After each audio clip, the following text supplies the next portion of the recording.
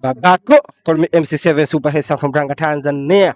Leo niko kitaa, leo niko na maswali moja linasema unamjuaje mtu mwenye dalili ya afya ya akili? Niko na mwana. Vipi mwana? Fresh mwanangu. Uhakika? Kama kawa. Au si? Kama kawa. Unashtuka kuna kamera? Nimeshtuka. Au si? Ndio. Sasa bwana, mimi na challenge nataka nikuulize swali moja. Ndio. Ukimwona mtu ambaye ana dalili ya afya ya akili unamjuaje? Mtu mwenye dalili ambayo ya afya ya akili. Afya ya akili ni mtu ambaye anatumia iPhone 17 alafu anapanda daladala. Anatumia nini? iPhone 17 alafu anapanda daladala. Daladala. Kwa hiyo mtu anatumia iPhone 17 alafu anapanda daladala, huyo ana afya ya akili, au sio? Kwa hiyo unamshauri nini mtu kama? Mimi namshauri tu amuone daktari mapema sana. Kwa ajili ya ushauri.